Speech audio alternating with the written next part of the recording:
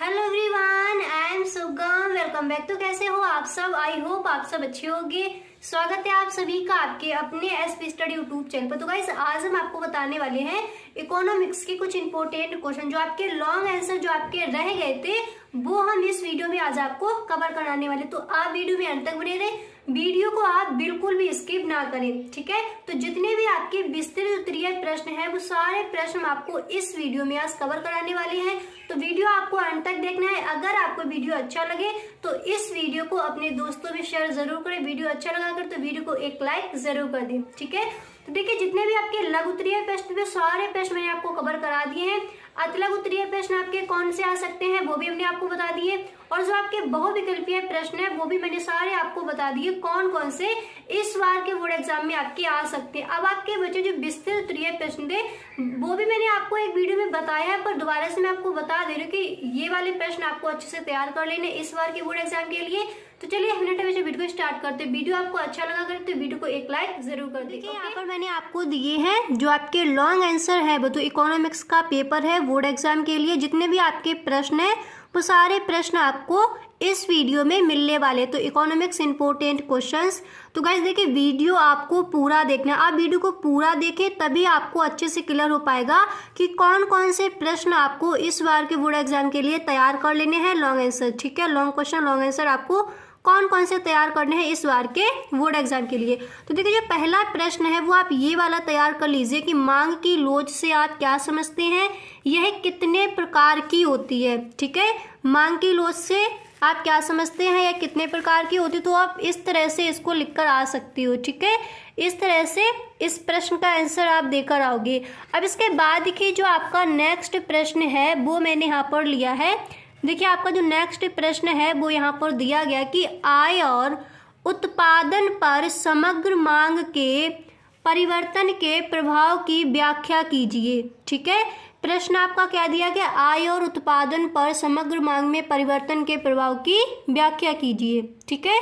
तो या फिर आप इसको करिए या फिर आपका ये प्रश्न दिया जाएगा, ये आपका अथवा में दिया जाएगा, ठीक है। तो नेक्स्ट प्रश्न आपका है कि पूर्ति का नियम क्या है, चित्र द्वारा समझाइए। तो ये इस बार के बोर्ड एग्जाम में आ सकता है। तो इसको मैंने देखिए पूरा आपको बताया किस तरह से आपको लिखना है, ठीक है। देखिए, जितने भी आपके प्रश्न हैं वो सारे प्रश्न यहाँ पर इधर मैंने सारे प्रश्न बताए हैं। देखिए, जितने भी आपके इम्पोर्टेंट हैं, जो आपके विस्तृत उत्तरीय प्रश्न में कौन कौन से आ सकती है। तो देखिए, पूर्ति का नियम क्या है, चित्र द्वारा समझाइए। तो सबसे पहले आप हेडिंग डालोगे पूर्ति का नियम, अर्थ एवं परिभाषा, ओके। इतना करने के बाद फिर आप लिखोगे उत्पादक का उद्देश्य सदैव अपने लाभ को अधिकतम करना होता है। इस उद्देश्य की पूर्ति हेतु वह वस्तु को दी हुई लागत दशाओं में ऊंची से ऊंची कीमत पर बेचना चाहता है। इस तरह से आप लिखोगे।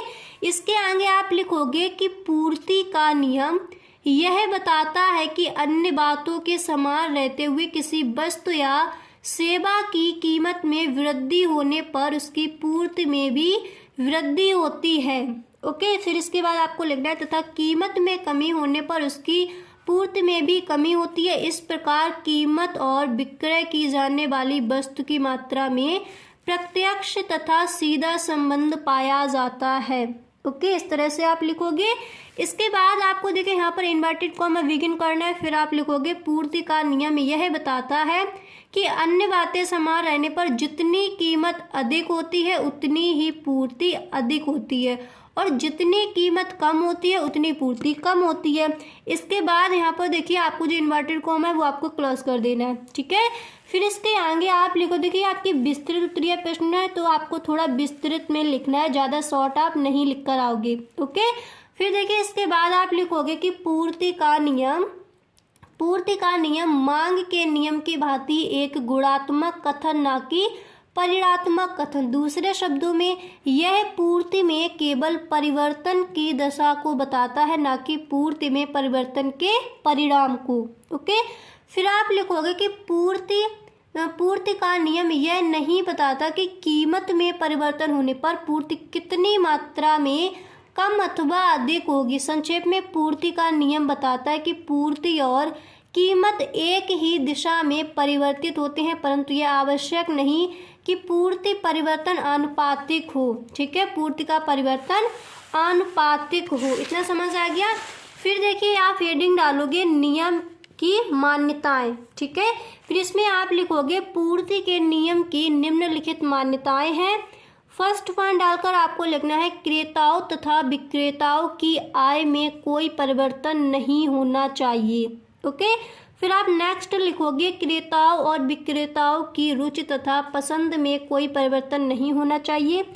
इसके बाद आप लिखोगे उत्पत्ति के साधनों की कीमतें स्थिर रहती हैं। ठीक है, स्थिर रहनी चाहिए। इसके बाद देखिए आपको हेडिंग डालनी है पूर्ति के नियम की व्याख्या। हेडिंग आप क्या डालोगे?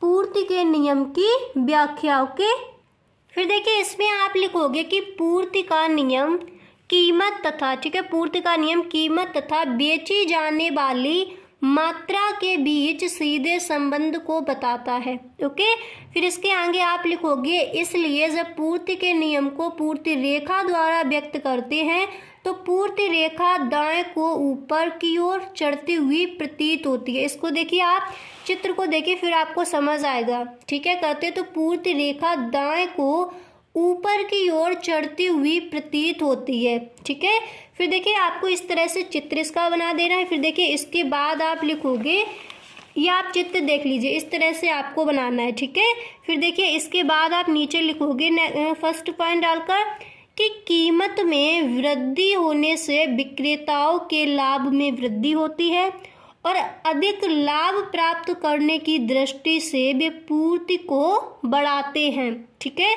फिर आप लिखोगे कि कीमत में कमी होने से विक्रेताओं को लाभ प्राप्त होता है या हानि होने लगता है। ठीक है, लाभ कम होने या हानि से बचने के लिए वे, ठीक है, फिर इसके आगे आप लिखोगे कि हानि से बचने के लिए वे पूर्ति को कम कर देंगे। इस तरह से आपको लिखना है। अब देखिए इसके बाद जो आपका अगला प्रश्न है वो मैंने यहाँ पर रखा है कि सीमांत उपयोगिता ह्रास नियम की व्याख्या कीजिए तथा इसके महत्व एवं सीमाओं पर प्रकाश डालिए। ओके, प्रश्न आपका ये दिया गया है। तो इसका आंसर देखिए आप इस तरह से लिखोगे। सबसे पहले आप हेडिंग डालोगे सीमांत उपयोगिता ह्रास नियम।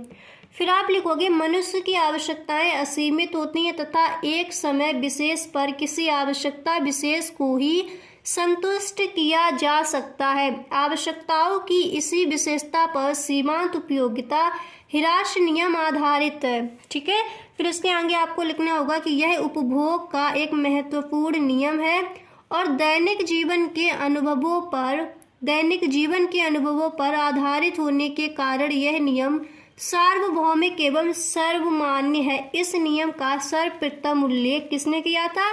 ऑस्ट्रियन अर्थशास्त्री H.H. गोसेन ने किया था। ठीक है, इसके नीचे आपको लाइन करके आनी है। ये जो आपका इनका अर्थशास्त्री जो इनके नाम दिया गया है तो इनके नीचे आप क्या करोगे, एक लाइन खींच के आनी है कि जो आपकी कॉपी चेक कर रहा है उसको साफ साफ दिख जाए कि आपने नाम क्या लिखा है। ठीक है, आप इसके नीचे लाइन कर दोगे H.H. गोसेन ने किया था। ठीक है, फिर आप लिखोगे इसे गोसेन का प्रथम नियम भी कहते हैं। इसके नीचे भी आप लाइन करके आओगे। इतना क्लियर हो गया।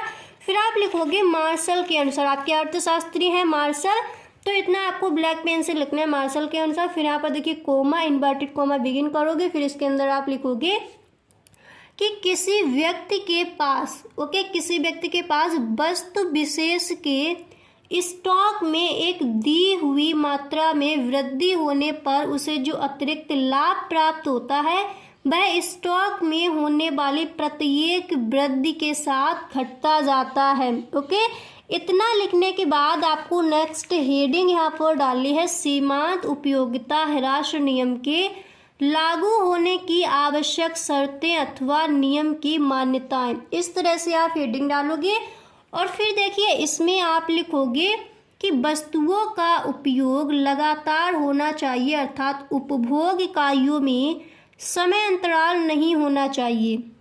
ओके, इतना समझ आ गया। फिर इसके बाद आपको लिखना है उपभोग इकाइयों का आकार पर्याप्त होना चाहिए, अति लघु नहीं। ओके। इसके बाद आपको नेक्स्ट पॉइंट, तीसरा पॉइंट आपको यहाँ पर लिखना है कि सभी वस्तु इकाइयाँ समरूप होनी चाहिए, भिन्न नहीं, यानी अलग नहीं। इसके बाद आप लिखोगे वस्तु के उपलब्ध स्थानापन्नों का मूल्य स्थिर रहना चाहिए। इतना क्लियर हो गया। इसके बाद है कि आप नेक्स्ट हेडिंग डालोगे महत्व, और इसमें आपको लिखना है कि उत्पादन में विविधता आती है। इस तरह से आपको पॉइंट बाय पॉइंट ये लिख देनी है। पहले आप हेडिंग डालोगे महत्व, इस तरह से आपको हाईलाइट करके नहीं आना, ओनली आपको एक ऐसे हेडिंग डाल देनी है महत्व, ठीक है, ब्लैक पेन या फिर ब्लैक स्केच की हेल्प से, ठीक है। महत्व डालोगे, फिर आप लिखोगे उत्पादन में विविधता आती है, यह नियम मांग के नियम का आधार है। फिर नेक्स्ट लिखोगे यह नियम सम सीमांत उपयोगिता नियम का आधार है। फिर आप इसके बाद नेक्स्ट लिखोगे कि उपभोक्ता के बचत की अवधारणा इसी नियम पर आधारित है। इसके बाद आप लिखोगे यह नियम प्रगतिशील का प्रणाली का आधार है, ठीक है। ओके, समझ आ गया। नेक्स्ट आपको लिख देना यह नियम प्रगतिशील कर प्रणाली का आधार है। अब इसके बाद देखिए आपको हेडिंग डाली है नियम की सीमाएं, ठीक है, नियम की सीमाएं। और फिर इसमें आप लिखोगे कि वस्तु इकाई के बहुत छोटे होने पर उपभोक्ता की मानसिक स्थिति के असामान्य होने पर। फिर नेक्स्ट आप लिखोगे दुर्लभ वस्तुओं, मुद्रा आदि के संचय किए जाने पर, वस्तु उपभोक्ता की संख्या में वृद्धि होने पर। नियम की ये सीमाएं हैं वो आपको लिख देनी है, ठीक है।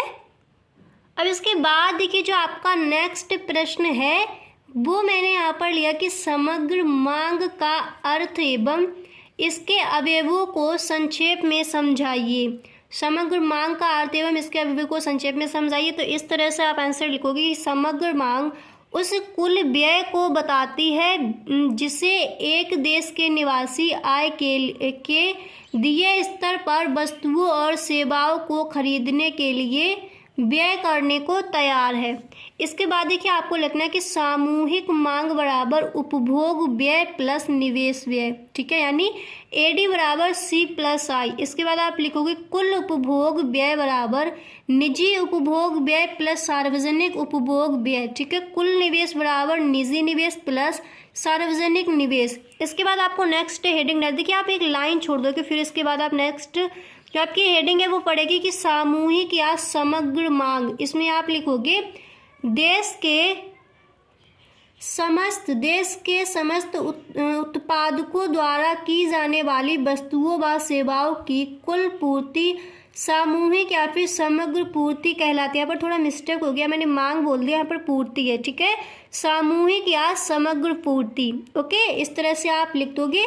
फिर इसके बाद देखिए आपको लिखना है कि सामूहिक पूर्ति बराबर सकल घरेलू उत्पाद बराबर कुल साधन आय। और देखिए जब आप ये लिखोगे तो आपको इस तरह से ब्रैकेट में इसको बंद कर देना है, ठीक है। आप ब्लैक पेन से जितना हो सके तो ये चीज़ें जब आप इनके लिखते हो, जैसे फार्मूला दिया गया है तो फिर उनको आप ब्लैक पेन से लिखा करो, और जो ब्लैक स्केच आप लेकर जाओगे उससे आपको इस तरह से इसको बंद कर देना है।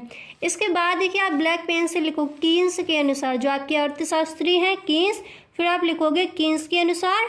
फिर इसके बाद आपको लिखना है कि सामूहिक पूर्ति बराबर उपभोग प्लस बचत, यानी AS बराबर C+S, ठीक है। फिर देखिए आप लिखोगे कीन्स के शब्दों में, यानी इन्होंने इसकी जो परिभाषा है वो क्या दी है समग्र मांग की। तो इन्होंने कहा है कि अर्थव्यवस्था के सभी उद्यमी रोजगार के एक निश्चित स्तर से प्राप्त उत्पादन की बिक्री से जिस न्यूनतम आय की आशा अवश्य करते हैं उसे सामूहिक समग्र पूर्ति कहते हैं। इस तरह से इसका आंसर आप लिख कर आओगे। क्लियर हो गया। अब इसके बाद देखिए जो आपका अगला प्रश्न है वो मैंने यहाँ पर रखा है कि समष्टि अर्थशास्त्र क्या है। समष्टि अर्थशास्त्र की विषय वस्तु की विवेचना कीजिए। ये प्रश्न भी आपको तैयार कर लेना। तो पहले आप हेडिंग डालोगे समष्टि अर्थशास्त्र का अर्थ एवं परिभाषा। फिर इसमें आप लिखोगे समष्टि अर्थशास्त्र के अंतर्गत आर्थिक व्यवस्था का संपूर्ण रूप से अध्ययन किया जाता है। इसके अंतर्गत ऐसे विशाल समूहों का अध्ययन किया जाता है जो संपूर्ण अर्थव्यवस्था को प्रदर्शित करते हैं, जैसे कुल रोजगार, कुल उत्पादन, कुल आय, कुल बचत, कुल निवेश, कुल उपभोग, कुल मांग, कुल पूर्ति, सामान्य कीमत स्तर आदि। ओके, इस प्रकार समष्टि अर्थशास्त्र में समूहों अथवा समस्त अर्थव्यवस्था से संबंध रखने वाले औसतों योगों का अध्ययन किया जाता है। ठीक है, अध्ययन किया जाता है। फिर आप लिखोगे ना कि विशिष्ट मदों का, ये भी आपको लिख देना है। फिर देखिए इसके बाद आप ब्लैक पेन से लिखोगे प्रोफेसर बोल्डिंग के अनुसार, ये आपको ब्लैक पेन से लिखना है, कॉमा इन्वर्टेड कॉमा लगाओगे। फिर आप लिखोगे समष्टि अर्थशास्त्र व्यक्तिगत मात्राओं का अध्ययन नहीं करता अपितु इन मात्राओं के समूह का अध्ययन करता है, व्यक्तिगत आयों का नहीं। फिर इसके बाद देखिए आपको लिखना है कि राष्ट्रीय आय का व्यक्तिगत कीमतों का नहीं अपितु सामान्य कीमत स्तर का, व्यक्तिगत उत्पादन का नहीं अपितु राष्ट्रीय उत्पादन का। यानी कहने का मतलब है जो आपका समष्टि अर्थशास्त्र है वो छोटी छोटी चीज़ों का मतलब उसमें अध्ययन नहीं किया जाता, वो व्यष्टि अर्थशास्त्र में किया जाता है। जैसे एक व्यक्ति की आय का अध्ययन है तो वो समष्टि अर्थशास्त्र के अंतर्गत नहीं किया जाएगा, वो व्यष्टि अर्थशास्त्र के अंतर्गत किया जाएगा। और जैसे एक राष्ट्र की आय का अध्ययन है वो समष्टि अर्थशास्त्र के अंतर्गत किया जाएगा। ओके, समझ आ गया। अब देखिए इसके बाद आपको हेडिंग डालिए समष्टि अर्थशास्त्र की विषय वस्तु। ओके, और आपको ध्यान रखना है कि समष्टि अर्थशास्त्र की समय सीमा क्या है, ये भी प्रश्न पूछा जाता है। ठीक है, तो समष्टि अर्थशास्त्र की विषय वस्तु इस तरह से आप हेडिंग डालोगे। यहाँ पर देखिए फर्स्ट हेडिंग आपको डाली है आय व रोजगार का सिद्धांत। ठीक है, और फिर आप लिखोगे किसी देश का आय व रोजगार का स्तर प्रभावपूर्ण मांग द्वारा निर्धारित होता है। प्रभावपूर्ण मांग बराबर कुल उपभोग मांग प्लस कुल विनियोग मांग। प्रभावपूर्ण मांग में उच्चावचनों के कारण ही विकसित देशों में व्यापार चक्र जन्म लेते हैं। इसके बाद देखिए जो नेक्स्ट हेडिंग है बेटा वो आप डालोगे आर्थिक विकास का सिद्धांत। और फिर इसमें आप लिखोगे कि समष्टि अर्थशास्त्र की एक विशेष और महत्वपूर्ण शाखा जिसका हाल ही में विकास हुआ है आर्थिक विकास का सिद्धांत है, जिसको संक्षेप में विकास का अर्थशास्त्र कहा जाता है। ठीक है, तो जब आप ये लिखोगे कि विकास का अर्थशास्त्र कहा जाता है तो इसके नीचे आपको लाइन कर देनी है। ओके, समझ आ गया। अब देखिए इसके बाद आपको नेक्स्ट हेडिंग यहाँ पर डालनी है वितरण की समष्टिपरक सिद्धांत। ठीक है, फिर इसमें आपको लिखना है, देखिए फिर इसमें आप लिखोगे कि वितरण के समष्टिपरक आर्थिक सिद्धांत समष्टि अर्थशास्त्र की महत्वपूर्ण सामग्री है। रिकार्डो मार्क्स, कार्लो कलेक्सी, कीन्स आदि अर्थशास्त्रियों द्वारा प्रतिपादित वितरण के सिद्धांत समष्टि अर्थशास्त्र के अंतर्गत ही आते हैं। ओके, अब देखिए जो आपका अगला प्रश्न है वो मैंने यहाँ पर लिखा कि भारतीय रिजर्व बैंक की साख नियंत्रण रीतियों की विवेचना कीजिए। तो इस तरह से इसका आंसर होगा कि रिजर्व बैंक साख नियंत्रण एवं नियमन हेतु दो प्रकार के साधनों का प्रयोग करता है। कौन कौन सा? पहला हो जाएगा मात्रात्मक साख नियंत्रण और दूसरा क्या हो जाएगा गुणात्मक साख नियंत्रण। इतना क्लियर हो गया। अब देखिए इसके बाद देखिए इसके आगे आपको क्या लिखना है। ठीक है, तो सबसे पहले जो आपका था कि मात्रात्मक साख नियंत्रण, तो ये आप हेडिंग डालोगे। फिर इसके बाद देखिए आपकी फर्स्ट हेडिंग पड़ेगी बैंक दर में परिवर्तन। फिर आप इसमें लिखोगे कि बैंक दर वह दर है जिस पर केंद्रीय बैंक व्यापारिक बैंकों को प्रथम श्रेणी की प्रतिभूतियों पर ऋण सुविधाएं प्रदान करता है। इसके आगे आपको लिखना है कि सामान्यतः जब देश में मुद्रा प्रसार की स्थिति होती है तो बैंक दर में वृद्धि की जाती है और जब मुद्रा संकुचन की स्थिति होती है तो बैंक दर में कमी हो जाती है। इसके बाद आपको नेक्स्ट हेडिंग यहाँ पर डालनी होगी खुले बाजार की क्रियाएं। ओके, फिर इसमें आप लिखोगे खुले बाजार की क्रियाओं से आशय केंद्रीय बैंक द्वारा बाजार में प्रतिभूतियों, ऋण पत्रों तथा बिलों के क्रय विक्रय से है। केंद्रीय बैंक द्वारा प्रतिभूतियों को बेचने से बाजार में मुद्रा की मात्रा कम हो जाती है। ओके, इतना लिखने के बाद इसके आगे आप लिखोगे जिससे साख का संतुलन होता है। और फिर देखिए इसके बाद आपको नेक्स्ट हेडिंग यहाँ पर डालनी है गुणात्मक साख नियंत्रण, ठीक है। फिर देखिए ये हेडिंग डालने के बाद जो आपकी नेक्स्ट थी वो मैंने डाल दी गुणात्मक साख नियंत्रण। फिर इसमें देखिए जो आपकी फर्स्ट हेडिंग है वो आपको डालनी है कि चयनात्मक साख नियंत्रण, ठीक है। इसमें आप लिखोगे जब रिजर्व बैंक यह अनुभव करता है कि अर्थव्यवस्था के कुछ क्षेत्रों में उदार साख नीति की आवश्यकता है तो बैंक चयनात्मक साख नियंत्रण व्यवस्था को अपनाता है। इस व्यवस्था के अंतर्गत रिजर्व बैंक सार्वजनिक हित में किसी एक बैंक अथवा संपूर्ण बैंकों को ऋण संबंधी संदेश देता है। तो इतना आपको चयनात्मक साख नियंत्रण के अंदर लिख देना है। यहाँ तक क्लियर हो गया। अब इसके बाद देखिए आपको नेक्स्ट हेडिंग यहाँ पर डालनी होगी प्रत्यक्ष कार्यवाही, और फिर इसमें आप लिखोगे, देखिए प्रत्यक्ष कार्यवाही डालने के बाद इसके अंदर आपको लिखना होगा कि रिजर्व बैंक को, ओके, रिजर्व बैंक को यह अधिकार भी प्राप्त है कि यदि कोई बैंक उसके आदेशों का पालन ना करे अथवा उसकी नीतियों, ठीक है, अथवा उसकी नीतियों, और फिर इसके बाद आप लिखोगे अथवा उसकी नीतियों के विरुद्ध आचरण करे तो वह उसका लाइसेंस रद्द कर दे अथवा उसे किसी अन्य तरीके से दंडित करे, ठीक है। इतना आपको इस आंसर में लिख देना है। समझ आ गया? तो गाइस आज के लिए बस इतना ही। मिलते हैं नेक्स्ट वीडियो में। आई होप आपको वीडियो पसंद आया होगा। गाइस अगर आपको वीडियो अच्छा लगा है तो इस वीडियो को अपने दोस्तों में शेयर करें। वीडियो पसंद आया तो वीडियो को एक लाइक करें। अगर आपको वीडियो अच्छा नहीं लगा है तो आप डिसलाइक करके भी जा सकते हो। Okay, thank you.